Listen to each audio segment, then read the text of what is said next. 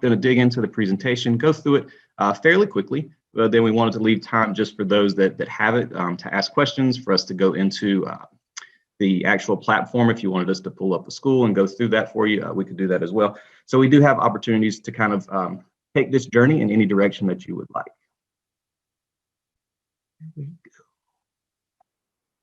There we go. So you know the team.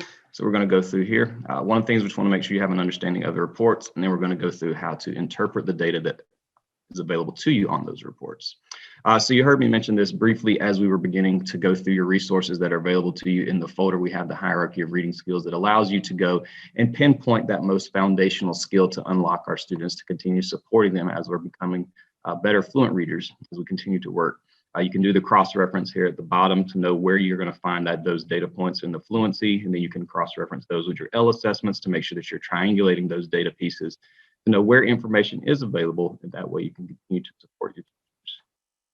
So we're going to look at a few reports here that we have available. The first one being that testing progress, which some of you have already went through, knowing that the window has closing on Friday, but then our fluency window closed a few weeks ago. That one is just very simple to help you know how many teachers are completing. We're going to look at that. We'll look at your term summary, which gives you some nice visuals to let you know how well your classrooms are continuing to do. Then we also have the term comparison, which is one that I like here to start with, because it gives us a good opportunity to compare where we were at in the fall versus where we're at in the middle of the year. And then you have your benchmark matrix, which you can look at as a whole school or use some of the filtering options to get down to a grade level or specifically to a teacher if you are coaching them or having a type of follow-up observation. So if you remember, briefly went over the at-risk indicators that are available to you. These were developed with NWEA and DPI. So this is not an Office of Accountability thing. This is coming straight from DPI as well as NWEA.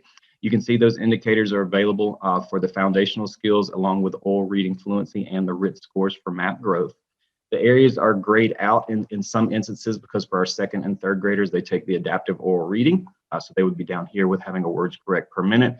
We do have some first graders that were assigned the adaptive oral reading here in the winter, depending on how well they did in the fall, or if they didn't have a score at all. We give them the adaptive oral reading because it will adapt based off how students do on the sentence reading fluency. They do have the ability to stay in the adaptive oral reading and receive grade level passages, or adapt down to the foundational skills. And that sentence reading fluency is the gatekeeper that would determine whether or not they stay. And you can look at that as you begin to look at your any of your reports in fluency. If you're looking at term comparison, term summary, or the benchmark matrix, it's going to filter those students so you know exactly who dropped down and who stayed up where they were supposed to be. We went over the interpretive tables. You saw that for first grade. We always just like to make sure that we use an image here and a placeholder to continue to bring your attention back there to it, because it's going to give you the specific information for each of your children as you continue to work with them and work with your teachers to help them better understand, well, why did somebody, fall into meeting expectations? What were they doing? What were they exposed to? And then what do we need to do to set them up to be exceeding expectations? Knowing for some of our students, we have to continue to move them throughout the entire year. As you can see, there's a briefly here for kindergarten. At the beginning of the year, you had 4 levels that were exceeding. That is now down to 3 levels at the middle of the year, because they're expected to continue to move as we see throughout the interpretive tables. So just being aware of what that looks like and how you can continue to support your teams and your teachers with knowing what the expectations are by the end of the year, and then being able to work backwards from that. We like to include the Lexile measures just as a piece of information that you need to know about what's happening when students begin to get Lexile ranges if they stay with the adaptive oral reading. You can see here on the left-hand side that you have the text level oral readability, and this is how hard the text is to read aloud, and you have your text measure, which is how hard it is to comprehend. And while you'll see that students will be exposed to these nationally normed Lexile levels, we've went and pulled the command levels for DPI. And you can see down there, we've highlighted third grade very specifically. Because while students might be exposed to 510 to 700 for oral readability or 500 to 590 for the text measure, you can see for just the level 3 down there at the bottom for sufficient command is a 725. So it's important to keep that in the back of your mind as you're beginning to look through data for your third graders to ensure that students are continuing to work towards those Lexile levels that are going to allow them to be able to access and understand and comprehend the EOGs. And then being able to continue to show how well they can perform as we continue to monitor and cross-reference a variety of data points. So the leader reports, we're going to dive into those now. You saw we kind of went over theirs at the beginning to let you know what four we're going to look at, but we're going to look at those specifically. We have screenshots of each of them, and then we'll be able to go into the Fluency platform if you need support in looking at those. So we're looking at ways that we can analyze and look at the health core of instruction. So the first one here is the testing progress for your testing coordinator. This just to let you know as you have testing happening, which it's already completed, how many students have completed the assessment, which you can see here. It gives you a nice breakdown of this grade level so that we know how many students we should have that are rostered in PowerSchool, how many students are completed, how many students have no score, because we might have to go in and listen to that to see if we are able to hear those parts. Then we had 7 students that were unfinished, 18 students who haven't started. And then below that, you'll see the breakdown by each individual classroom, depending on how you rostered the students in PowerSchool. Those sections will show up and you'll be able to determine how many students were completed. This just gives you a real quick way to check each grade level as you're going through to know who you might need to give some assistance to, just to check in on to see how their testing is going. As we know that during those testing windows, especially for those grade levels, as we get towards the end of the year and we want to exceed that 95%, this is one way that you could gauge that. Knowing that even though K2 does not have that at the end of the year, it just helps you build that practice of knowing, are we considering that all of our students have had the opportunity to show what they know and have had the opportunity to be able to test. And what I failed to mention, I do apologize, is when you log in, all of these are available to you in this reports category. You can see it's kind of highlighted here, or it's grayed out a little darker. But when you open up that reports, all of the reports are there within that drop down. So when we're talking about the testing progress, I failed to mention that it is available to you in this report section. Most of you probably already know that, but I wanted to make sure that I mentioned it, because as we continue to go through here to our term summary report, again, you would just click on report. You would choose what you wanted to look at. You might want to look at a specific grade level if you're meeting with that PLC. And it's going to show you the breakdown and distribution of students. So this is a second grade example where we can see that 83% of students stayed with the adaptive oral reading. So that lets us know that they met that threshold for the sentence reading fluency. But we did have some students that dropped down to the foundational skills. And as you begin to look at your term summary report, you'll see that the students are split down the middle. You have the oral reading scores on the left-hand side where it gives you the box and whisker plot, lets you know the range that was in the box and whisker plot, the median, so that then that way you have some overall knowledge of how many students were performing in each of the levels on the oral reading. And then on the foundational side, you'll see that it's giving you a nice little pie graph with the distributions by level. And if you remember for second grade at the middle of the year, the majority of them should have stayed in the adaptive oral reading. So if they drop below down to the foundational skills, they're probably going to be below benchmark or approaching benchmark. And that lets you know what tiers of instruction you might need to provide those students, because there's a subset of skills that they could be lacking that we want to pay attention to as we continue to cross-reference our data to ensure that we're providing the students with exactly what they need. So that's your term summary. It's a very quick way to look at each grade level to understand the distribution of students who stayed with the adaptive oral reading and those that dropped down to the foundational skills, and then to get kind of an overall picture of how students did in each of the tests that they were taking. And I kind of got ahead of myself. So we have the call outs here. So in case you forget, these are available to you here. Again, you can see the box and whisker plot, you can see the oral reading rate, the instructional reading level, all of that's available to you for the students that stayed with the adaptive oral reading. And I think we have one here for foundational skills as well, where you can see the distribution of students that are available for you. It looks at the correspondence and you can see how many students are in each of those levels. As I mentioned, the term comparison is a fun one to use now that we have 2 data points. At the beginning of the year, this one was not really helpful because we didn't have something to compare it to. But now that we do, you can see on the left-hand side that you can continue to compare multiple, I think it's up to 6 school years once we get that. Everybody cross your fingers and hope that we stay with the same platform going into the 21-22 school year so that we can continue to compare the same results.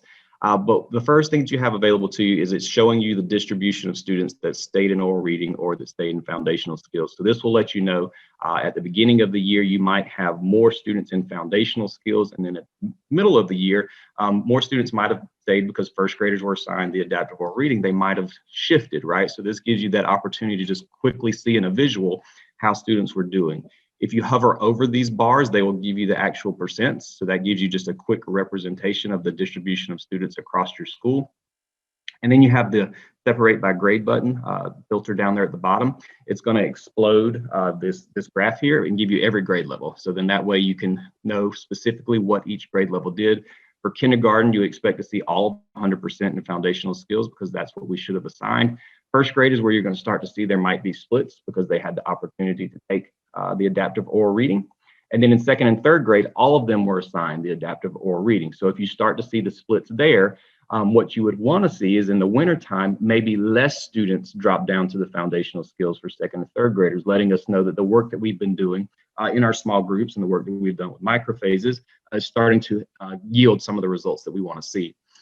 This report continues to go down. It has a ton of information in it, so you can spend a good bit of time here with your leadership team looking at the overall picture of your school. Like I said, as you continue to scroll down, you'll be able to see the oral reading rates for each of the tested areas that you selected, the terms, apologies. And it's going to give you all the students that fell within each of the testing areas, and it's going to give you their distribution from below, approaching, meeting, and exceeding. And this, again, is going to give you that picture of letting you know, are we decreasing the number of students who are below for oral reading rate? You also have the filters down there at the bottom where you can separate by grade. Again, it's going to explode this information into just the grade level if you want to look specifically at that. And if you like to, instead of looking at raw numbers, if you like to look at percents, you can toggle that button as well. So a lot of ways to view the data, as well as you can see over here. Sorry, I had to move the faces out of the way. There's a lot here on the screen, but you can also change it. So some people like to look and view information in a table form with percents. So you could view here as a table, turn on percents. Some people, I know Claudia, when she does this, she always likes the bar graphs. So she likes to flip over to the bar graphs to have that visual representation. Again, you can hover over them and it's going to give you those percents as well. Multiple ways to engage with the data is available to you in the term comparison report as you're scrolling down. There, again, we're going to keep going through it, but there's just a lot of information that's available to you on that term comparison report. Again, as you just keep scrolling down, it's going to break down each of the components for you. You can separate them by grade, look at specific things. You might have specific grades that you've been focusing on or that might be a part of your school improvement plan. So you can pull those data points out specifically within those areas. If you hover over reports again, you'll have access to the benchmark matrix. And again, you have the opportunity here to look at your entire school. You can look at specific grade levels. You can look at a specific classroom. So this one gives you a lot of maneuverability within your school. If you're speaking directly to a teacher, you can go to that classroom. If you're speaking to a PLC, you could pull that up. If you wanted to look whole school, you have the ability to do that as well. One of the things that we want to make sure that's available, that we call out to people, is that when you log into the benchmark matrix, and this is true for your teachers as well, when you click on any of these columns, it's going to begin to sort the data based off that column. So the first time that you click on it, it's going to filter it from highest to lowest. The second time you click on it, it's going to filter it from lowest to highest. And when we provide this professional development to teachers, we help them understand that this gives you a quick way to start grouping your classrooms. When you're thinking at a bigger picture, if you're looking at a grade level, it'll quickly allow you to group the students who are maybe below expectations at this time of year.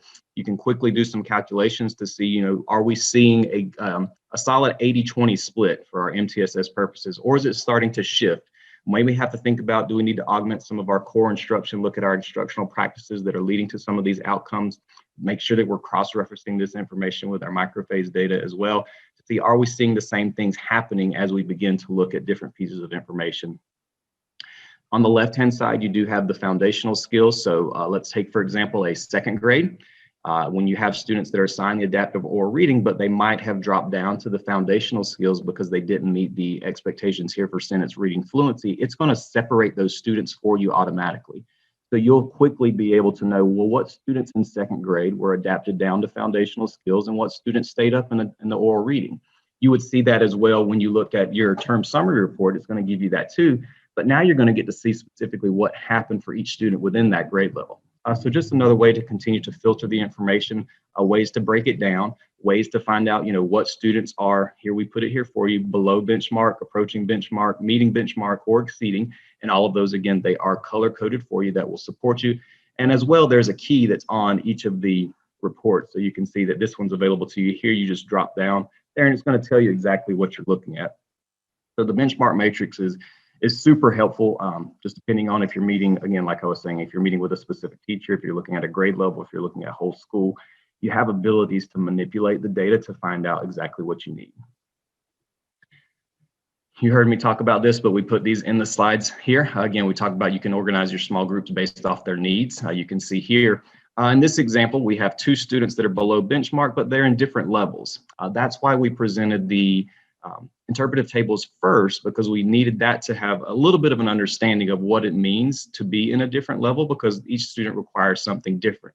So even though that they are both below benchmark, they're in different levels, right? So as a teacher, I'm going to have to provide them with different types of supports to continue growing them based off where they're at and where I want to take them. And then we can see that we do have a larger group down here that's in phonemic manipulation. One thing to be cautious of is that most phonemic manipulation has 2 levels, level 4 and level 5. So sometimes when we're looking at this data, we have to look into the specific student to know, are they a level 4 or are they a level 5, which is reinforcing. So that will let you know that you might be able to take this larger group and split it into 2 smaller groups based off where the students are currently performing. And as we talked about, we have our MAP Fluency Guide that is available for you. I know that I was going fairly quickly, but we wanted to make sure that we got you information. If you forgot all of that, and if it was just too much too fast, go to the reports guide. A lot of the questions that we put in our presentation are on the guide available to you. You can make a copy of it, use it as you see fit to support your learning, to support your teachers as they continue to engage with this data. And just know that we are available, so that if you have any questions or need any support, we can certainly come out and support you. We can support your PLCs with looking at this. That's what we're here to do, and it's the things that we enjoy and love doing. And so with that, here's just an opportunity for you. I know we split this up into a 30-30 session, so opportunity to receive some information, opportunity to do some work time, or gain some time back depending on how busy your day is. I know a lot of you are probably preparing for next week, so we wanted to make sure that we were cognizant of that. But if you wanted to take the opportunity to log into your Fluency, access some of these reports that we were talking about, we are here to answer questions if you have them. As long as we're not sharing too much student information across multiple schools, because I know we have multiple schools on the call. But if you need us to follow up with you, we are here to do that, and we are very, very happy to do that as well. And so with that, I am going to open it up for opportunity for us. I'm actually going to stop sharing. I think somebody will have the opportunity for us to drop this in the chat again with the resources and the sign-in session if you need it.